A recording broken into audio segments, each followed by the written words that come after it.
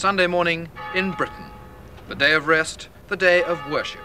And what's the religion of this age? What are they worshipping almost anywhere you look? The car.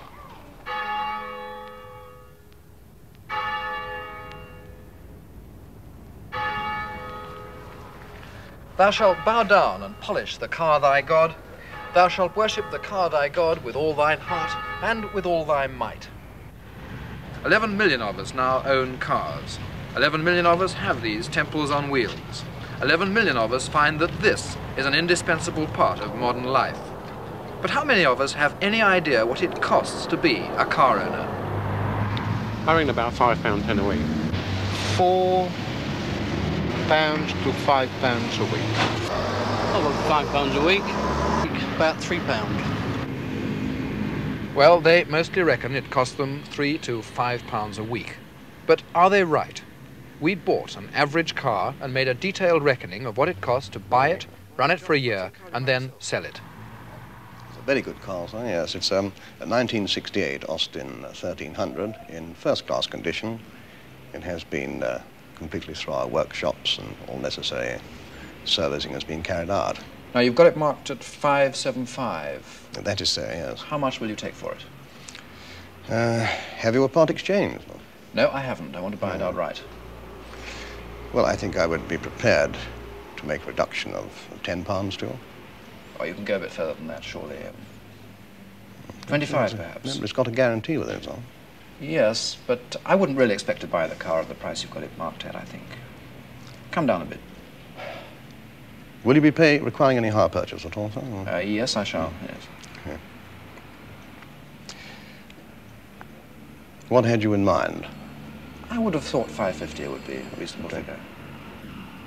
Very well, we'll agree to that. At 550? Yes, that's good. Good, splendid.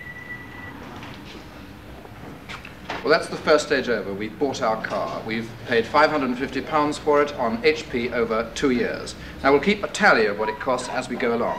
So far, we've agreed to pay an HP deposit and road tax of £230, and the HP payments for the first year will come to £218.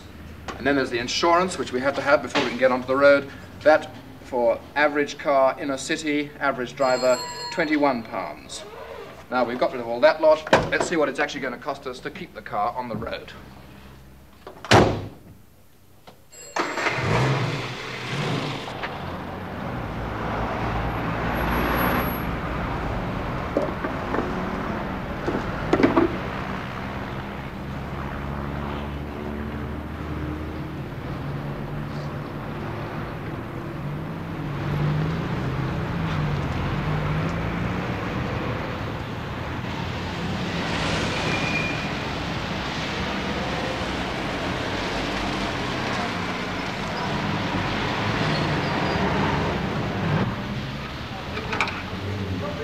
The most painful single item in the year is petrol. If I'm an average motorist, I'll do about 10,000 miles in a year, and that'll cost me £100 in petrol. So that's petrol for 1 year, £100. Well, it had to happen. Sooner or later, every motorist runs into repair bills. And of course, there's routine servicing and maintenance as well. Rising labor costs, SET, it's an expensive business. In fact, in an average year, your average motorist spends on servicing and repairing his average car £60. Of course, there is one way to save on servicing and repairs, and that's to do it yourself. It's not my idea of fun, though. But a lot of motorists are doing it themselves. They're probably being forced to by soaring costs. And as the motorists grovel in the grease under the cars, the people who are laughing are the men who publish the do-it-yourself car magazines, because their sales have rocketed and they're now well over 500,000 a month. Once you've got the car back on the road, you start wearing down your tyres. A set of tyres should last 20,000 miles, that's about 2 years, and they cost £20 to replace. So in 1 year, the average motorist will spend on tyres £10. Then there's one more item, parking and garaging. The AA say that that costs the average motorist £50 a year. Well, that's about all that the Chancellor and the garage men can expect to get out of the motorist in a year. So all that remains now is to see what happens when we come back to sell the car. Let's imagine we've been running this one for a year now and see how much it's depreciated. Well, I've looked round the car, and £400 is the price we will offer for you for the car, sir. £400? Yes, only £400. I was hoping for 425. Do you think you could stretch to that a bit? No. The reason being there's a little bit of damage on the back of the car. The mileage is fairly high. We must put the car into retail condition to sell it again. This does cost a few pounds, and I think £400 is the only price. This is the figure we could go to. 400. This is it. So it's depreciated by £150 yes, in sir. a year? Yes, £150. Well, there we are. We've lost £150 in a year on depreciation.